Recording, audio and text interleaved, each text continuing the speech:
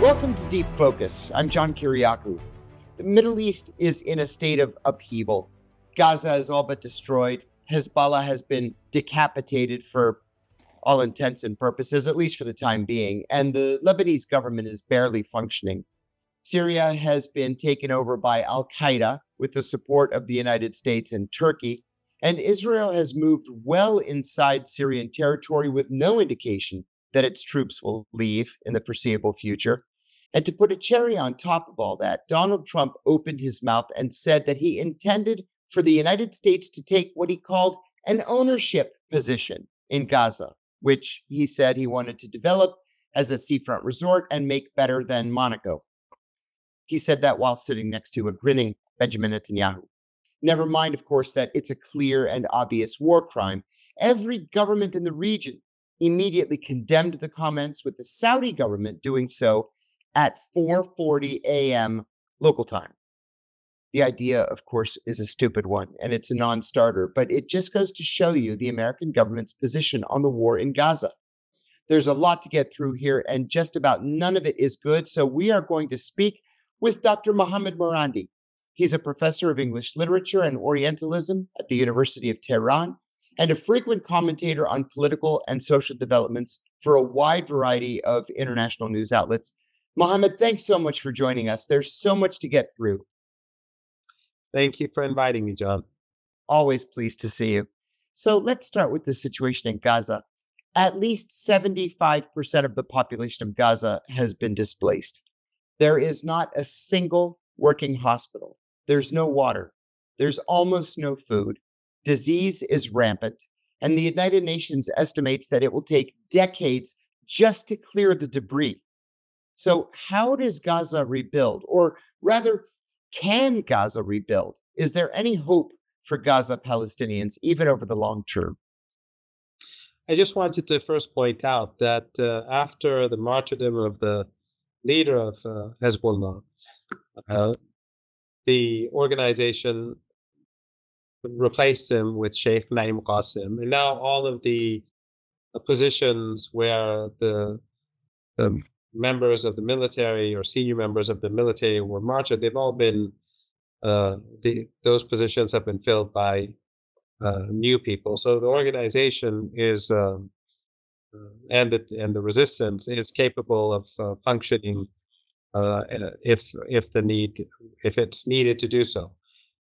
Gaza obviously has been going through a Holocaust, and we've been watching it destroyed for almost 16 months, day and night, 24 hours a day, with the full support of the United States. When Trump speaks about the destruction of that land, it's because his government, because the United States government has allowed it to happen. It's because the Europeans have allowed it to happen. It's because he supported it, because during the genocide, he was fully behind Netanyahu and the Israeli regime. But Gaza can be rebuilt. It has a very sophisticated people, a highly educated population. Since Gazans never had the opportunity to have jobs and they were in a concentration camp for decades, they had little opportunity except for studying and getting an education. And so it is a highly educated population. They don't have jobs. They never did have, most of them didn't have jobs because of the circumstances. If they are given the tools and the Israelis' stranglehold is removed, they can rebuild.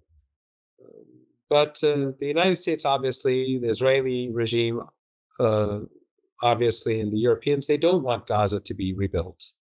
Even though the Europeans may say otherwise, or the Americans may say otherwise, but these are the same people who facilitated the genocide.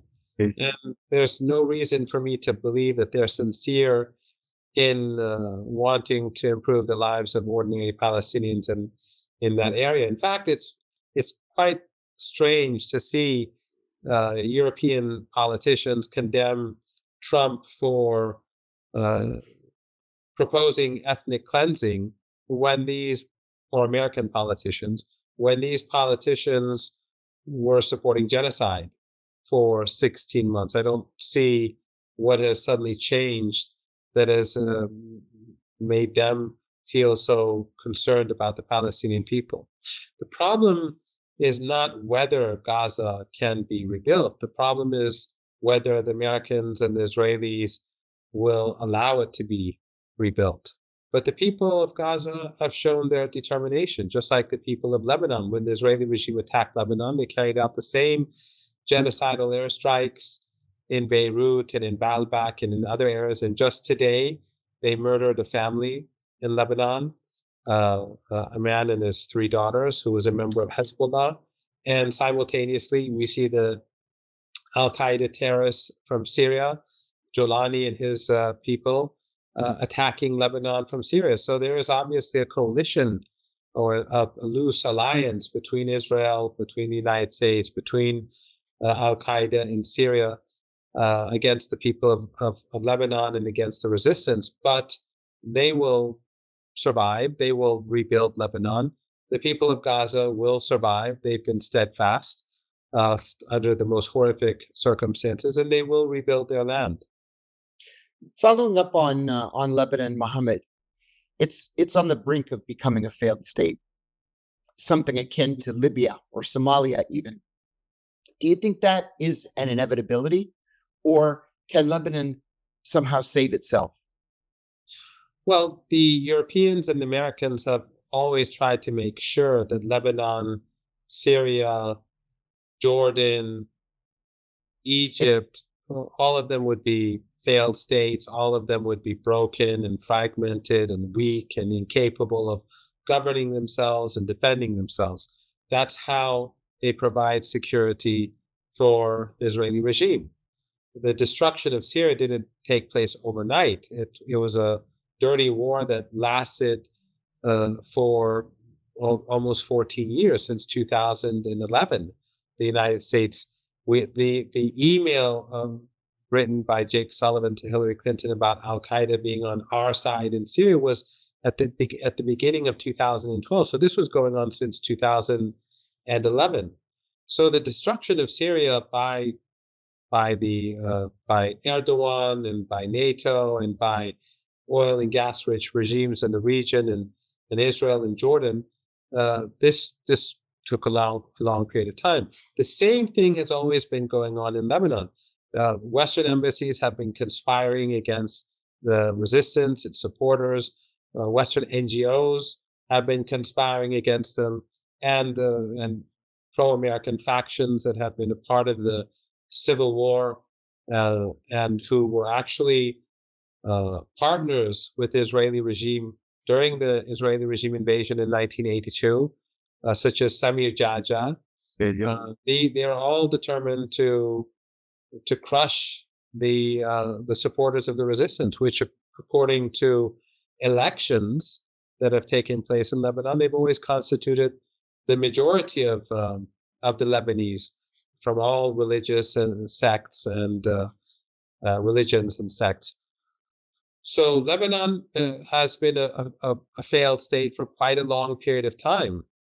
It's been an economic crisis for many years, and the Americans and the Europeans want to keep it that way. They want to keep Lebanon weak. The whole idea is that the region must be weak so that the Israeli regime can be the supreme power in its neighborhood. That's it. Jordan and Egypt have been very clear in recent months that they are unwilling and unable to accept Palestinian refugees. Half of Jordan's population already is Palestinian.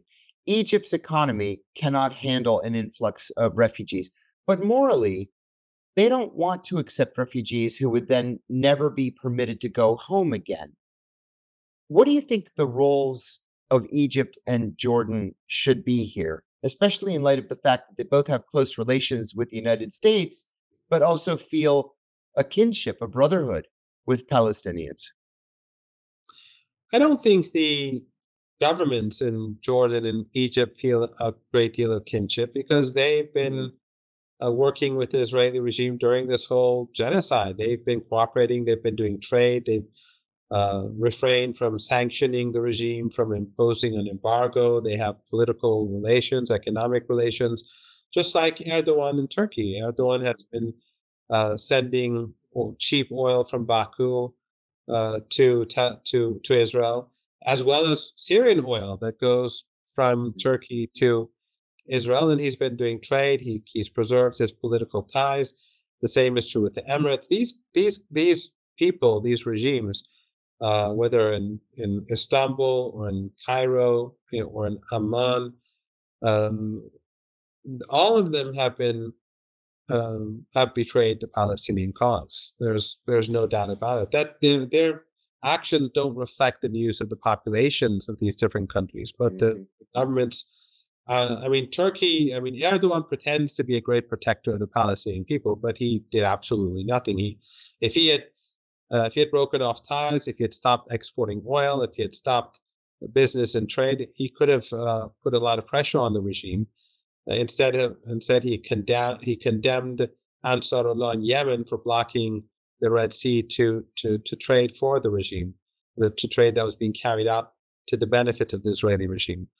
So I don't feel there is a kinship, but there is a fear. They are very fearful because they know that people across the region are outraged. They're very angry. They've seen, everyone's been watching what's been going on. I think it's not just people in the region, it's people across the world, including in the West. I think the mood today in the West is different from what it was a couple of years ago, despite Western media and despite Western governments.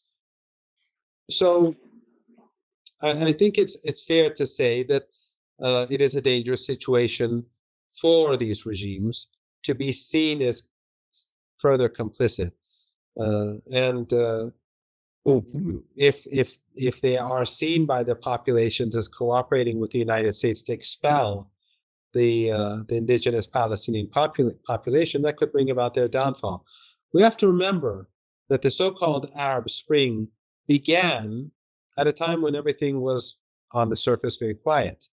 A young man burned himself alive in Tunisia because of a local grievance, and the whole region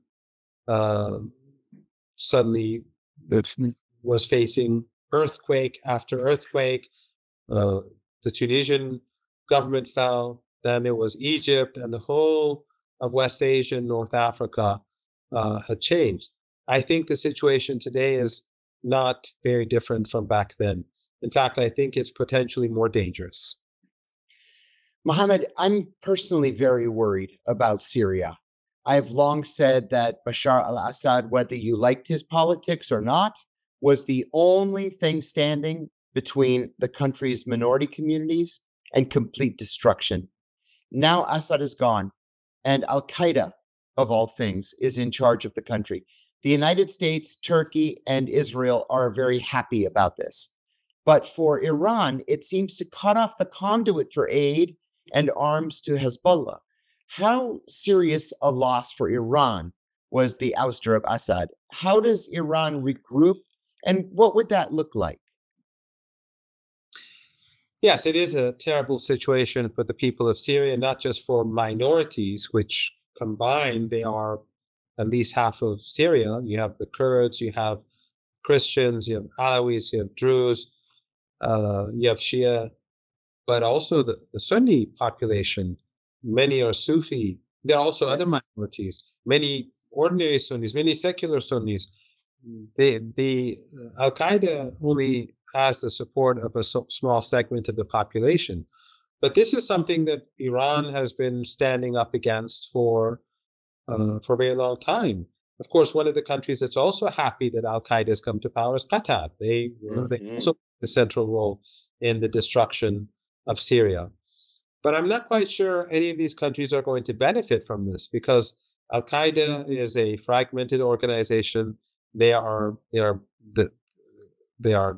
of different political persuasions. When they were in Idlib, in that small part of Syria, until just a while back, they were constantly killing each other and at each other's throats.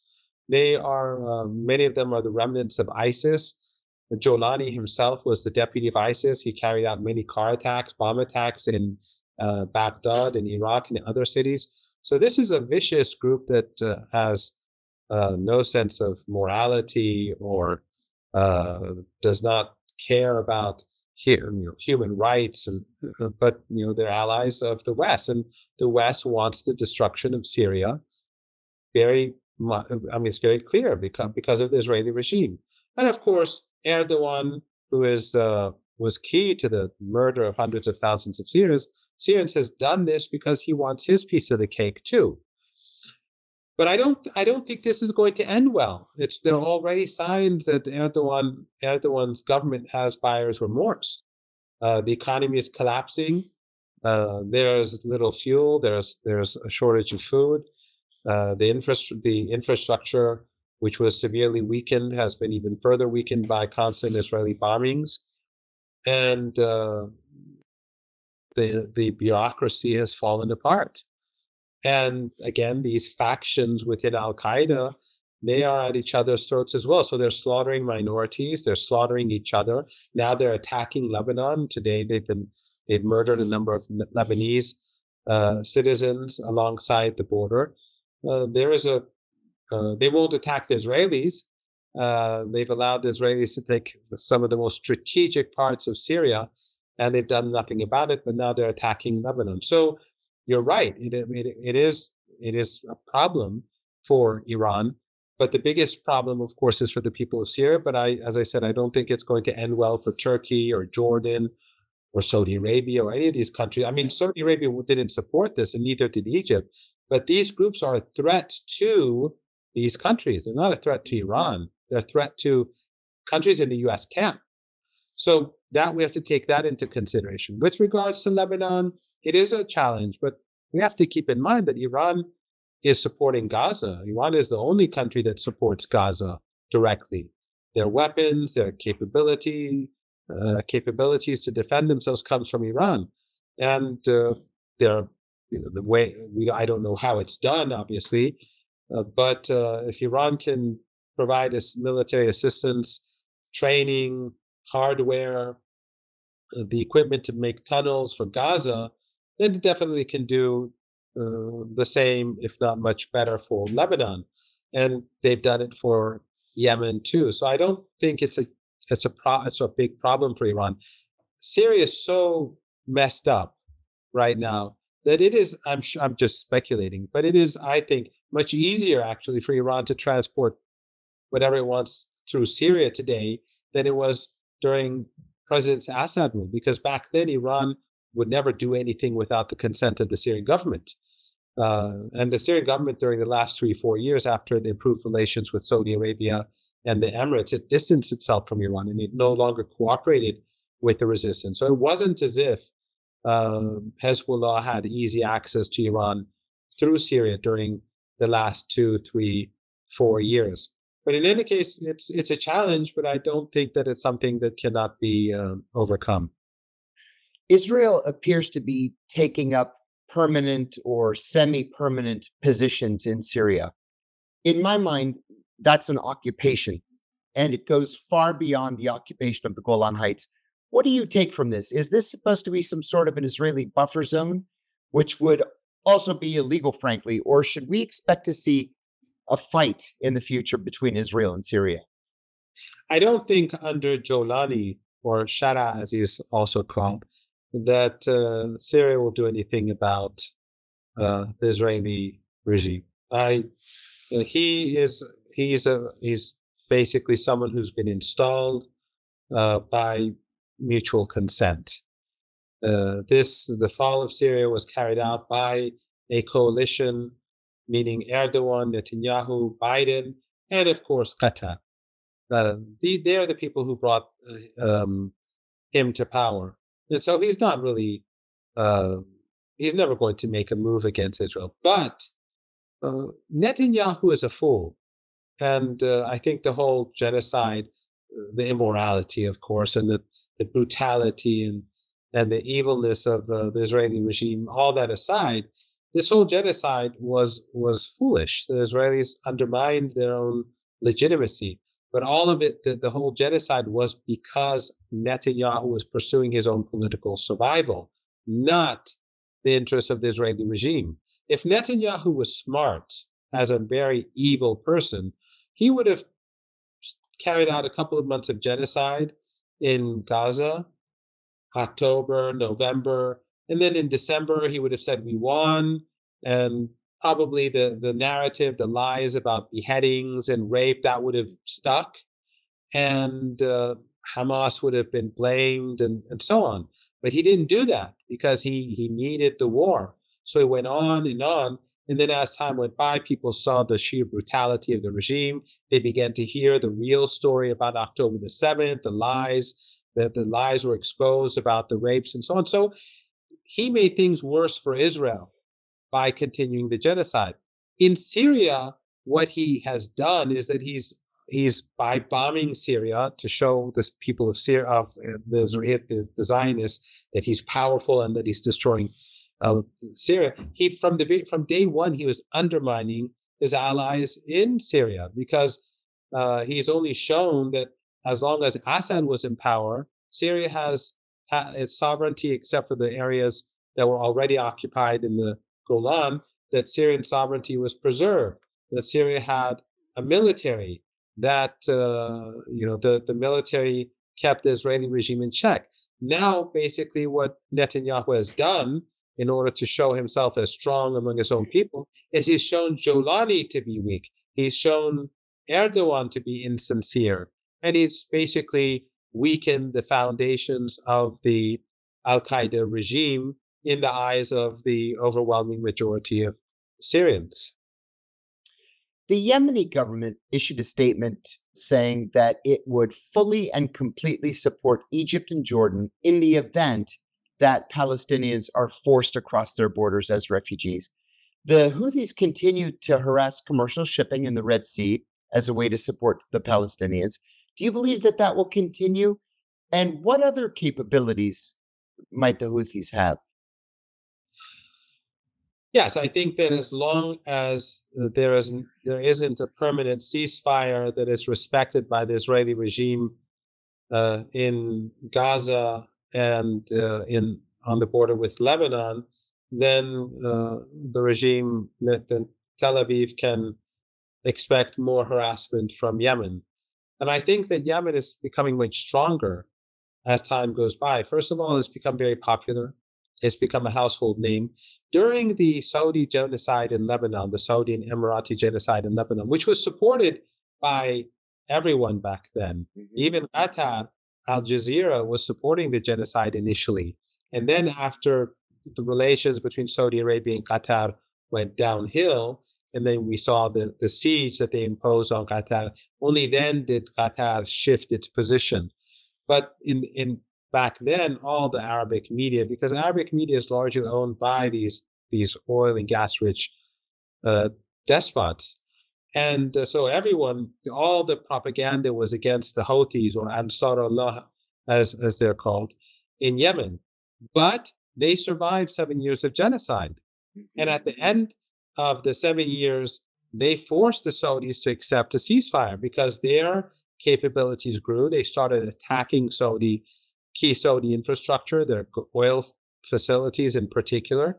And the Saudis saw that their drone and missile capabilities were becoming so powerful that if they continued the war, the Saudis would be in big trouble. And since then, they've been expanding their capabilities. We saw how vulnerable the Israeli regime was to their missiles in particular and their drones as well. And I think that right now, since since things are relatively quiet, they're probably going to build themselves up even further and more rapidly. So Yemen, it will be a major player in the region, and I expect Ansar Allah, the Houthis, to be stronger in future. But the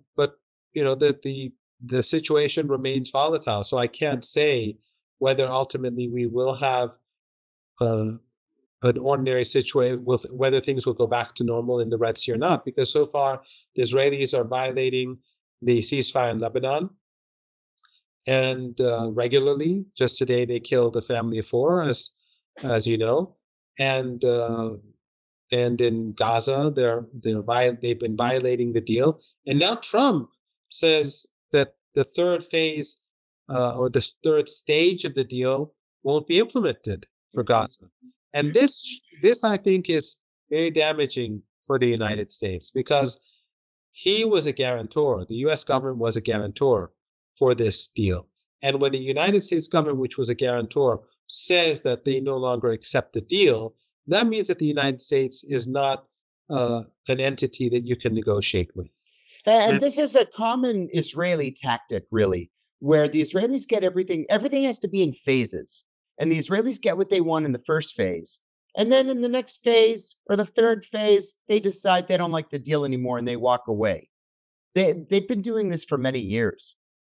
In this case, I don't think the deal was that great for Israel. I think what probably happened was that after the first phase, that Netanyahu's allies are outraged because they see this as a defeat, and we have to acknowledge how the role that Hezbollah and Ansarullah and the Iraqis and others played in helping Gaza to put pressure on the Israeli regime to bring us to the ceasefire.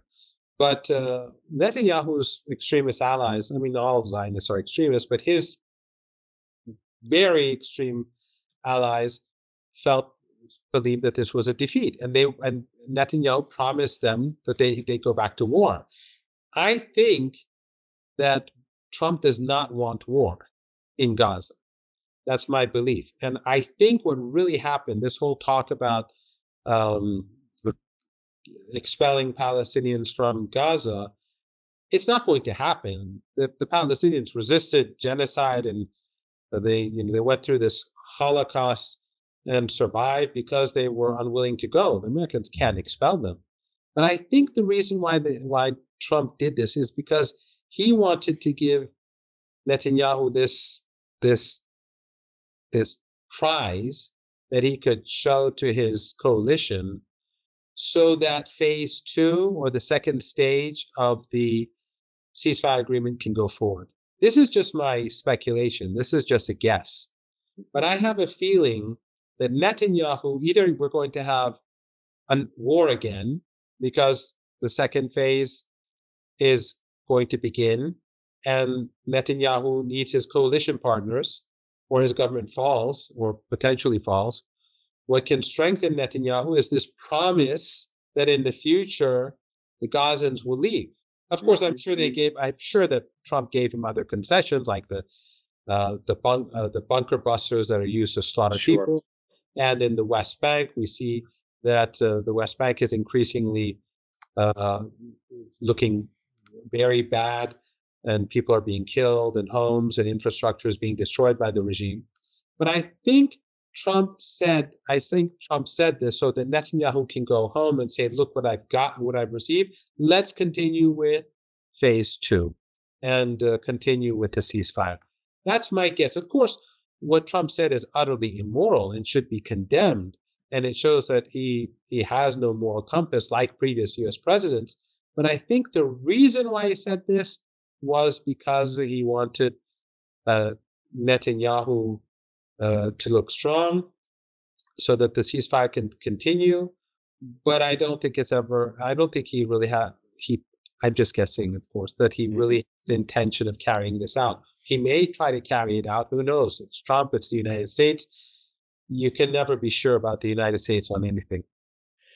Mohammed, I have a dear friend who is in Iran right now, and she tells me that the economy is strong, that people are happy, and that literally everything that Iranians need is available to them, despite the fact that there are very heavy American sanctions on Iran. In addition, Iranian relations with Russia, China, and with the other countries that make up BRICS are strong, and those relations are getting better. Tell us about the current state of Iran's foreign relations, minus the United States. How do you see things going over the next several years? Well, I don't want to say anything that goes against what your dear friend said, but I would say that the economic situation in Iran is difficult. I think, yes, you can You can purchase anything you need. If you go to the markets, everything, the economy is growing. And Iran is a very powerful country. You see how its missile and drone capabilities and others are being, other countries want to purchase Iranian military hardware. So it is a country that's growing. The economy is growing. It's increasingly powerful. It has powerful allies. Its relationships across the world, especially in the global south or the global majority, are expanding. But the sanctions do hurt, and the disenfranchised or the working class, the middle class, they are the ones who feel more pain than others. But the problem is that while the government has to, of course, do its best to the current administration to deal with these issues, the problem is that those who think that our problems can be solved through negotiations with the United States don't take this into account, that we've negotiated with the United States on numerous occasions. We've never achieved the desired results. The United States always betrays us. They get their concessions and they don't deliver. And of course, Trump right now has already betrayed the Palestinian people by saying he's not, like the third phase out of the question. He is the guarantor. If he is the guarantor and he is going to ignore the agreement, then how can Iran ever deal with a person like that? Right now, the Israelis are bombing Lebanon. They're murdering, they're assassinating people, they're bombing the territory. The United States is doing nothing. They're a guarantor. So how can Iran negotiate with an entity that does not abide by its own commitments? And so I think I don't see Iran negotiating with the United States directly. I don't see any problems being solved through direct negotiations with the United States. And so I think Iran will continue to pursue better relations with countries across the global south, the global majority, Asia, neighboring countries. And the world is changing. The power is moving away from the West. So in reality, Iran and Russia and other countries are moving away from the West and towards one another because of the United States. The United States is pushing all these different countries towards one another and away from itself. Mohammed, there's an old saying from the 1970s here in the United States that only Nixon could go to China.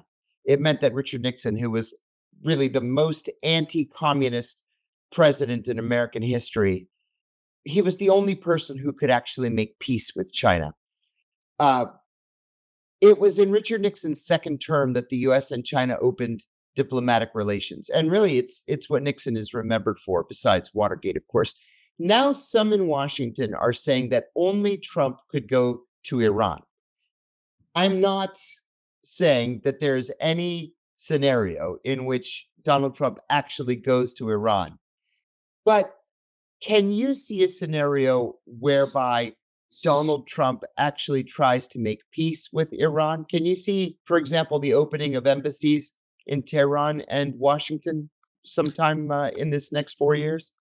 Well, there's a good book written by Flint and Hilary Mann Leverett. Yes. Called Going to Tehran. And these two people also have a very interesting story. I know a bit about your history. Their past is also, I think, interesting. I think you should have them on your show at some point. I worked with Flint very closely for a number of years. Very, very, very decent person. And so is Hillary. Both very principled people, very honest people. I don't necessarily agree with everything in the book, but I think it is a good book, and I think people should read it. But I find it very difficult for Iran to be able to deal with the United States, because the United States has hurt Iran so much. The United States has betrayed Iran so many times. And every time we do negotiate with the United States, instead of trying to strike a deal to ease tensions, the United States tries to cheat Iran. And every time Iran extends its hand to the United States, instead of interpreting this as a sign of goodwill, they try to interpret this as a sign of weakness, and therefore negotiations can never end well under those circumstances. And what the United States does, by the way, is that through like USAID, which is now in the news, and other entities, what they do is that they have all these anti-Iranian media outlets and these so-called Iran experts who say what the United States wants to say against Iran, but they also they themselves, the people who are funded by the U.S. government, they go and fund and people within the government, congressmen, congresswomen, senators, and others, and they push them in a particular direction, and they also create a narrative that's believed by the government. So there's this vicious circle. The Americans believe their own propaganda, and they're corrupted by the people who they pay to put out that propaganda. So the United States ultimately lives in a bubble. The elites live in a bubble. They interpret Iran in the way in which they want to believe Iran as being, and therefore they always miscalculate. They always get it wrong, but there is absolutely no accountability. The same people who've been getting Iran for the last few decades will continue to get Iran wrong, and nothing will happen. Whereas if someone says the truth about Iran, or what they perceive to be the truth about Iran, they will be punished. And people like Flint and Hillary did pay a significant price because they gave their honest view about the need for the United States to rethink its relationship with Iran. Dr. Mohammad Marandi, thank you so much for joining us. Mohammad is a professor of English Literature and Orientalism at the University of Tehran. He's one of the leading experts on these issues of international relations. I'm John Kiriakou, and you've been watching Deep Focus. Thanks for joining us. We'll see you next time.